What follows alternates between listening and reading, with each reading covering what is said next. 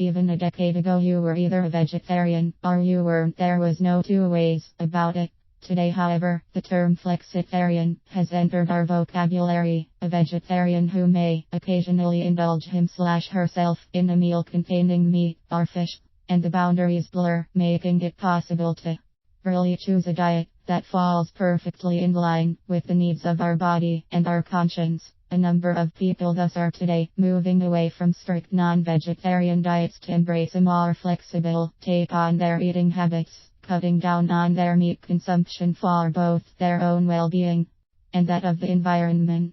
I myself grew up a vegetarian, but embraced a non-vegetarian lifestyle while at university. 10 years later, though, my body seemed to have had enough of meat and I reverted back to primarily a plant-based diet, slipping in eggs and dairy in healthy doses. So when it comes to cutting down on meat, I can tell you the slope back is much slipper and trickier to negotiate than the signs might claim. There is no two ways about it. In the interest of animals and the environment, cutting down on meat is an ethically aware choice that is commendable and vital. You really could see it as a responsibility to oneself and all other life around us. But the catch with cutting meat out is that vegetarian meals need to be cooked and constituted in a very different manner than non-vegetarian meals to ensure they are balanced and adequately nutritious. You can, unlike with meat, turn to a singular ingredient to take lead on most of the nutrients. Vegetarian meals rely on combinations and concoctions to feed your body.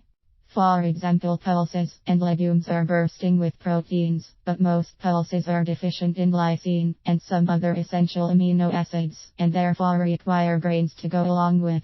The two together make for a nutrient-packed meal with complete proteins, but eat either by themselves, and your body may be left wanting much more. In fact, going vegetarian is a lot more work than just substituting one ingredient for another. You might have to relearn the way you whip your meals together. For many people, this is too much effort, and they turn to the seemingly obvious answer to this challenge: dairy. But as I myself can attest to, this is a greater disaster in the making than eating meat might be by itself.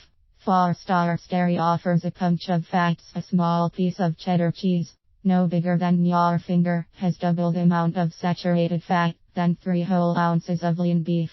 Further, dairy doesn't really have zinc, iron or vitamin B6, which we take for granted with meat. But more than anything else, it's the quantity needed to replace meat in your diet that makes it such a time bomb on your menu. Really, dairy is best avoided. Instead, push yourself to get creative and cooking. A vegetarian diet demands it of you. Of course, there are always eggs and a sprinkling of nuts to help you along the way.